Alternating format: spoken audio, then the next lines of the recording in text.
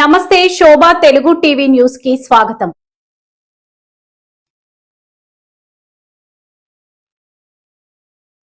ప్రముఖ నటుడు ప్రకాష్ రాజ్ జనసేన పార్టీ కార్యకర్తల తీరుపై తీవ్ర స్థాయిలో విమర్శలు గుప్పించారు. యూట్యూబర్ ప్రశాంత్ రావణ్ అరెస్టు వ్యవహారంలో జన సైనికులు వ్యవహరిస్తున్న తీరును తప్పుబడుతూ ప్రశ్నించే వాళ్లను చంపేస్తారా ఏంటి, ఇది గూండాయిజం కాదా అని నిలదీశారు. జనసేన కార్యకర్తల తీరు రౌడీయిజంలా ఉందని, దీనిపై చర్యలు తీసుకుంటారా అని ముఖ్యమంత్రి చంద్రబాబు నాయుడు, ఉప ముఖ్యమంత్రి పవన్ కళ్యాణ్లను ట్యాగ్ చేస్తూ ప్రశ్నించారు.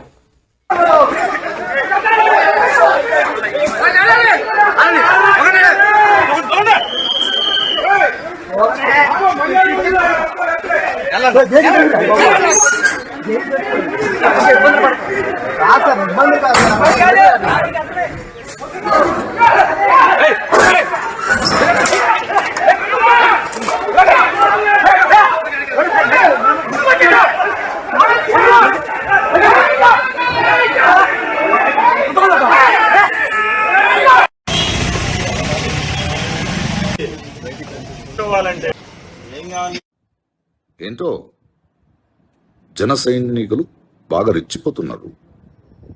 జన సైనికుల గుండలా ప్రశ్నించాడని పోలీసులను పంపించి అరెస్ట్ చేసి తీసుకొచ్చారు. బెయిల్ మీద బెయిల్ ఇస్తుంది కోర్టు, అరెస్టుల మీద అరెస్ట్ చేస్తున్నారు మీరు. ఈ కొత్త నాటకం ఏంటి? ఈ బెదిరింపులేంటి? ఈ జన సైనికులు ప్రశ్నించే వాళ్ళని చంపేస్తారా ఏంటి? Behave your self. దేశం చూస్తుంది. This is not done. ఇంకా ఎంత దిగజార్చాలండి? ప్రాయశः ఈ దేశంలో 4 రోజుల్లో 4 కేసుల్లో 4 సారి బెయిల్ తీసుకున్న 4 వేరే వేరే కోర్టులో 4 వేరే వేరే జడ్జిలు మీరు తెచ్చినది తప్పుడు కేసులు, ఆయన అరెస్ట్ చేయలేము అని చెప్పినా మళ్లీ సిగ్గులేక అహంకారంతో పదవి ఉందని ఇంకోసారి అరెస్ట్ చేసి 5వ కేసు వేసి మళ్ళీ తీసుకెళ్తున్నారా? మీరు మారరు. ప్రజలు అర్థం చేసుకోవాలి. చూస్తున్నారు. ఇప్పుడు దాకా రావణ్కి అండగా నించున్న ప్రతి ఒక్కరికి ధన్యవాదాలు. ఎస్పెషలీ మన హీరో జడా శ్రావణ్ గారు అద్భుతంగా వాదించి 4 బెయిలు తెచ్చారు. ఇది ఇక్కడతో ఆగదు. మీరు ఎంతసేపు ఇలాంటి దౌర్జన్యం చేస్తూ ఉంటారో మీరేంటో జనాలకి ఇంకా క్లియర్గా అర్థమవుతోంది. This is not done. People will revolt, people will question, and we will stand with the freedom of expression. ఏంటి నాటకం? దౌర్జన్యం. అరెస్ట్ చేశారు, కోర్టు బెయిల్ ఇచ్చింది. మళ్ళీ ఇంకో కేసులో అరెస్ట్ చేశారు, కోర్టు బెయిల్ ఇచ్చింది. మళ్ళీ అరెస్ట్ చేశారు, మళ్ళీ కోర్టు బెయిల్ ఇచ్చింది. ఇప్పుడు మళ్ళీ అరెస్ట్ చేశారు.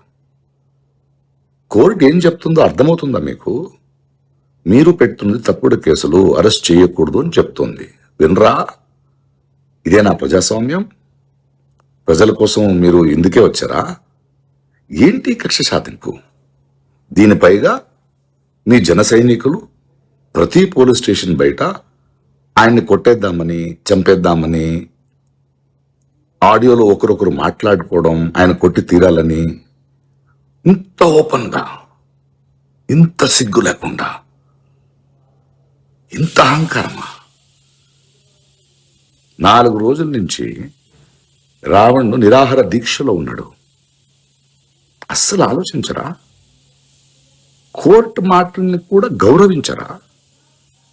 నో.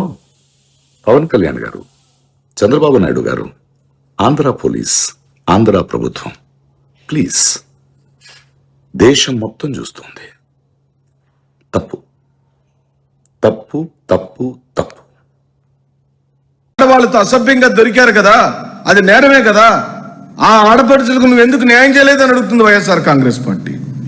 ఇండస్ట్రీలు అంట పారిపోతున్నాయట. నిన్న వారు ఉపన్యాసమేనండి. నేనే కొత్తగా ఆయన అడిగిన ప్రతి మాటకు వైఎస్ఆర్ కాంగ్రెస్ పార్టీ సహేతుకంగా చట్టబద్ధంగానే సమాధానం చెబుతున్నాం. ఇండస్ట్రీలు పారిపోతున్నాయి అంటున్నారు, వాటిని వెళ్ళగొట్టింది మేమే అంటున్నారు వైఎస్ఆర్ కాంగ్రెస్ పార్టీ. అంటే జిందాల్ స్టీల్కు కడప స్టీల్ ప్లాంట్లను తప్పుడు కేసులు బనాయించి వాళ్ళకి ఇవ్వాల్సిన పర్మిషన్స్ ఇవ్వకుండా ఈ 2 సంవత్సరాలు సతాయించిన మహానుభావులు ఎవరండి? మీరు కాదా? మీరు అధికారంలోకి వచ్చిన 2 సంవత్సరాల వరకు కూడా Jindal steel Kadapa steel factory ఎందుకు ప్రారంభం కాలేదు? ఇది మీ వైఫల్యం కాదా? మీరు ఏం డిమాండ్ చేశారు వాళ్ళ దగ్గర నుంచో అని నేను సమాధానం అడుగుతున్నాను. పెట్టుబడులు రావాలంటే ముందు ఈ రాష్ట్రంలో శాంతి భద్రతల పరిరక్షణ ఉండాలి కదా, చట్టబద్ధంగా పరిపాలించే నైజం ఉండాలి కదా. ఎటు చూసినా పోలీసు భయం, రాజకీయ కక్షలు, గొడవలు, కొట్లాట్లు, దొమ్మీలు. నిన్న ఆ యూట్యూబర్ని తీసుకొస్తే ఆ యూట్యూబర్ మీదకి ఆయనేమో ఉప ముఖ్యమంత్రి గారు ప్రెస్ మీట్ పెట్టి టాస్క్ ఫోర్స్ ఏర్పాటు చేస్తాను, ఎవరికే ఇబ్బంది వచ్చినా మమ్మల్ని సంప్రదించండి అని అన్నాడు. సంతోషం అయ్యా, ముందు ఆ పిల్లకాయలు కంట్రోల్ చేయండి మీరు.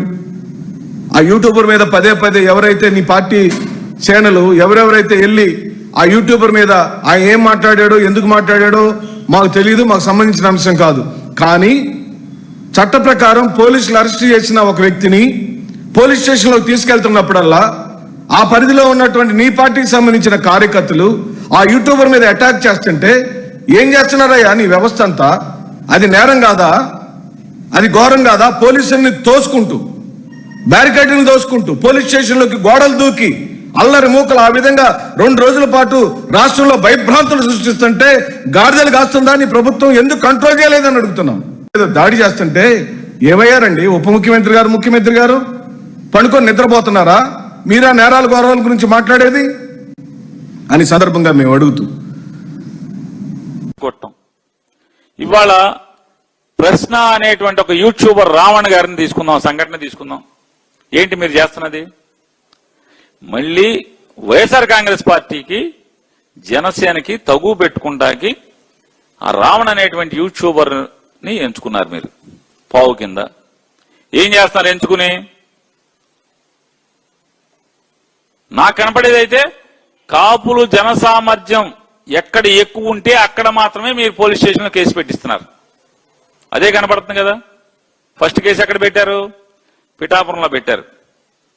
స్టేషన్ మీదకి దొమ్మికి వెళ్ళారు, దొమ్మికి పంపించారు. నెక్స్ట్ కేసు బెయిల్ రాగానే జడ్జి గారు తిడుతున్నారు, సిగ్గులేదరా బాబు మీకు? ఏం చేస్తాం సార్, చంద్రబాబు గారు వెళ్ళమన్నారు సార్, డీజీపీ గారు వెళ్ళమన్నారు సార్ అని వాళ్ళు ఏడుతున్నారు పోలీసులు. అక్కడి నుంచి కాకినాడ రూరల్ మొరమీడరా మాకు తేటం ఏంటి అని జడ్జి గారు తిడతాడు. వెంటనే బయట అరెస్ట్. బందరు ఎనుగుదురు పోలీసులండి, అక్కడి నుంచి ఎనుగుదురు తీసుకొస్తారు. ఎనుగుదురులో స్టేషన్ మీద దొమ్మి, స్టేషన్లో గోడ దూకెళ్తారు రౌడీ షీటర్లు. అది కొట్టాల్సింది కదా, ప్రశ్న రావణ్ణి కొట్టాల్సింది కదా, ఎందుకు కొట్టలేదు అని అడుగుతున్నాను. బయట అరుగు మీద కూర్చున్నాడుగా, చెక్క బల్ల మీద రావణం చిద్విలాసంగా నవ్వుతా కూర్చున్నాడు కదా. మరి అంత పోటుగాళ్ళు గోడ దూకెళ్ళిన రౌడీలు రావణ్ణి ఎందుకు కొట్టలేదు అంటున్నా. అంటే మీ డ్రామా అక్కడి వరకే. వైఎస్ఆర్ కాంగ్రెస్ పార్టీ నిజంగా ప్రశ్నిస్తాను, నేను ప్రశ్నిస్తానికే పార్టీ పెట్టానని చెప్పేటటువంటి మన డ్యామ్ డుషుక్ బూమ్ బుషుక్ పవన్ కళ్యాణ్ గారు, అతన్ని ఎవరన్నా ప్రశ్నిస్తే అతనికి కోపం వచ్చింది, తీవ్రమైనటువంటి కోపం వచ్చింది. కోపం వచ్చి తప్పుడు కేసులు పెట్టి రోజుకొక స్టేషన్ కి తిప్పుతా ఉంటారు. దానిలో భాగంగానే ఏదైతే ప్రముఖ యూట్యూబర్ గా ఉన్నటువంటి ప్రశ్న ఛానల్ కి సంబంధించినటువంటి రావణ్ ని అరెస్ట్ చేయడం జరిగింది.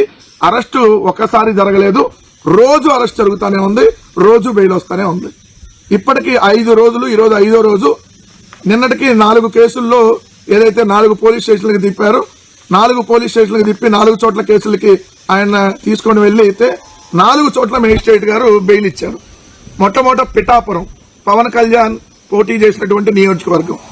దాని తర్వాత ఏదైతే పంతం నానా పాప తప్పిపోయి ఇప్పటికీ పోలీసులు కూడా చేతులు ఎత్తేస్తే వాళ్ళ తండ్రి పోస్టర్లు అంటిస్తున్నాడు.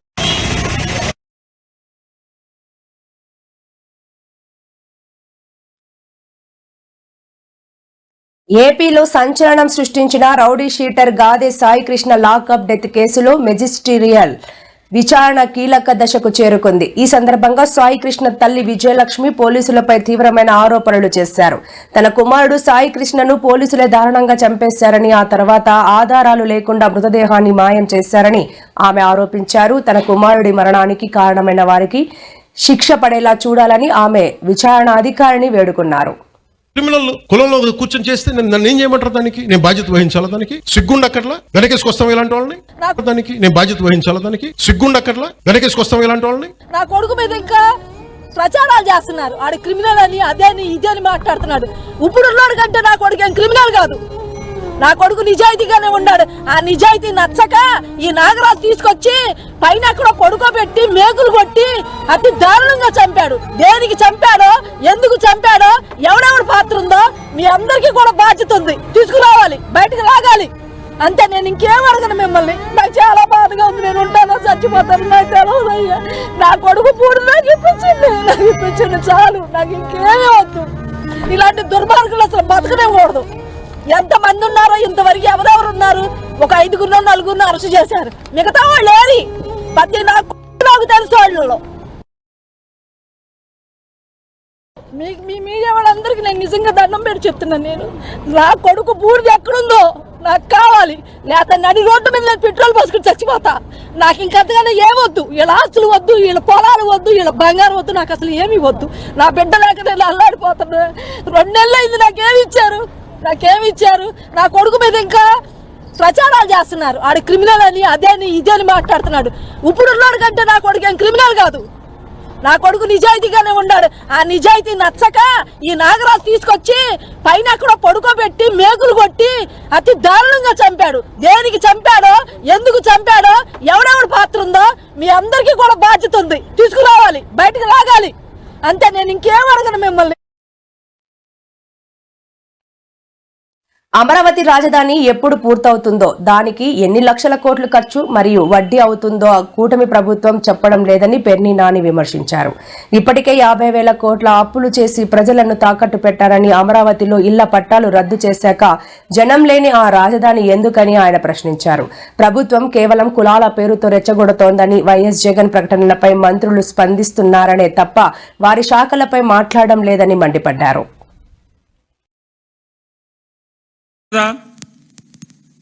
అమరావతికి ఎన్ని లక్షల కోట్లు కావాలి? అమరావతి పూర్తి చేయడానికి ఎన్ని సంవత్సరాలు కావాలి?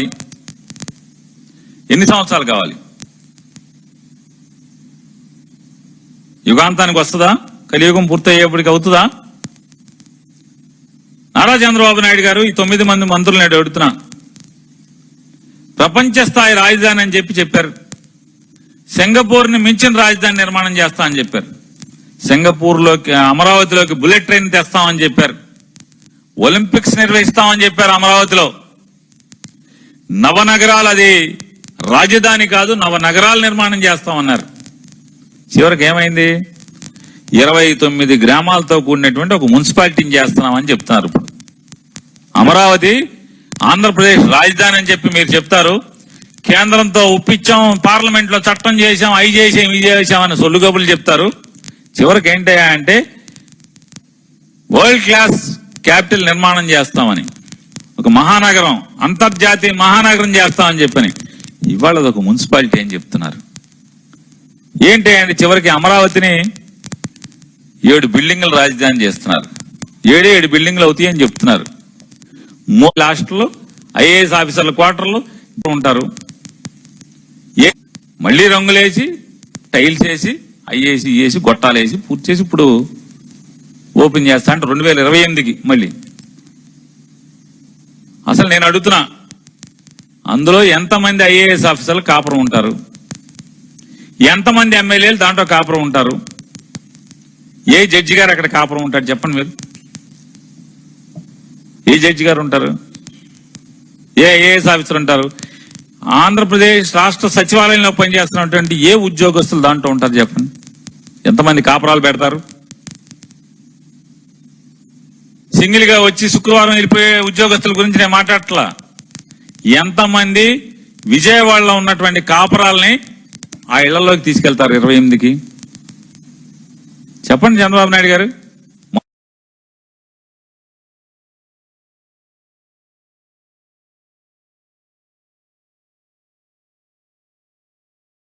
సిద్దిపేట జిల్లా కొండపాకలోని శ్రీ సత్యసాయి సంజీవని ఆసుపత్రిలో 500 మంది చిన్నారులకు ఉచిత గుండె ఆపరేషన్లు విజయవంతంగా పూర్తయిన సందర్భంగా ప్రత్యేక కార్యక్రమం నిర్వహించారు. ఈ సంబరాల్లో మాజీ మంత్రి హరీష్ రావు, టాలీవుడ్ నటుడు విజయ్ దేవరకొండ ముఖ్య అతిథులుగా పాల్గొని చిన్నారులతో సరదాగా గడిపారు. పేద చిన్నారులకు పునర్జన్మ ప్రసాదించిన వైద్య బృందాన్ని అభినందిస్తూ విజయ్ దేవరకొండ హరీష్ రావును సిద్దిపేట్ కా షేర్ అంటూ ప్రశంసించారు.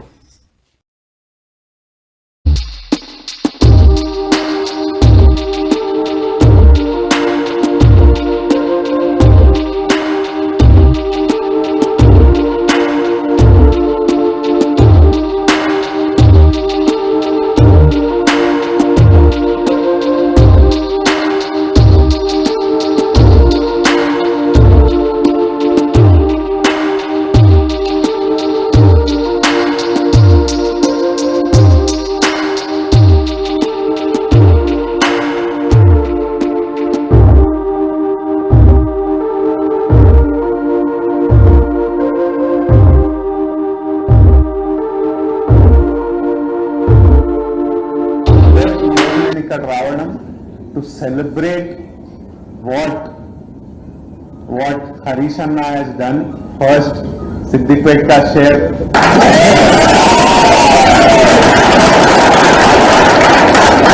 Harish Anna, Srinivas Rao గారిని తెలంగాణలో పీడియాట్రిక్ సర్వీస్ అన్నిటికంటే నెసెసిటీ అది ఉంది అని ఐడెంటిఫై చేయడం హెల్త్ మినిస్టర్ ఉన్నప్పుడు ఇక్కడ ల్యాండ్ ఇవన్నీ అలాట్ చేయడము, వాళ్ళకి కావాల్సిన హెల్ప్ చేయడము, one decision of a leader to bring a service. Already Srinivasarao గారు సర్వీస్ చేస్తున్నారు, కానీ తెలంగాణలో ఒక లీడర్ అది ఐడెంటిఫై చేసి అతను ఇక్కడున్న ప్రాబ్లం ఐడెంటిఫై చేసి రెండింటికి ఒక సొల్యూషన్, ఒక గ్రౌండ్ క్రియేట్ చేసి వాళ్ళకి ఒక platform to provide service for people across India చేయడం ఇస్ అంటే లీడర్స్ అంత important. They make such big decision. So Harish అన్న తీసుకున్న డెసిషన్ ఈ రోజు సిద్దిపేటలో ఇంత బ్యూటిఫుల్ ఫెసిలిటీ ప్రసాద్ గారు కట్టడం, హరీష్ అన్న ఇంట్రడ్యూస్ చేస్తుండే అందరినీ ఎవరెవరు ఇంపార్టెంట్ పాత్రలు ప్లే చేశారో దీంట్లో అందరినీ ఒకరొకరు పేరున నాకు ఇంట్రడ్యూస్ చేసి వీళ్ళు ఇది చేశారు అని ఇంట్రడ్యూస్ చేయడం.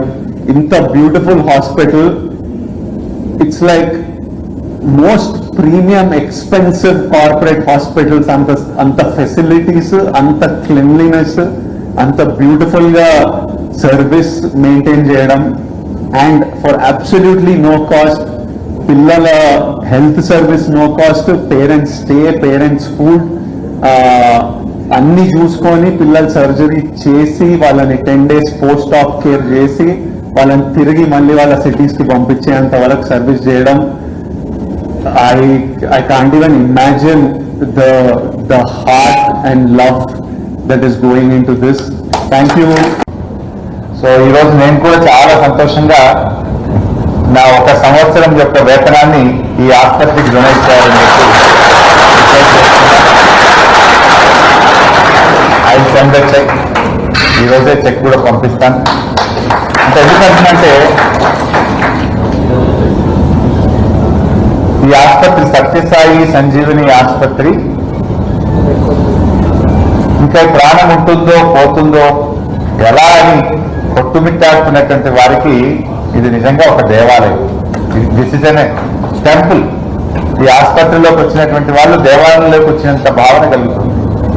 దేవుడు ఎలా వరమిస్తాడో, నేను బతుకుతానో పోతానో అని ఇక్కడికి వచ్చినటువంటి వారికి ఈ ఆసుపత్రి ప్రాణ ప్రతిష్ఠ చేస్తాడు.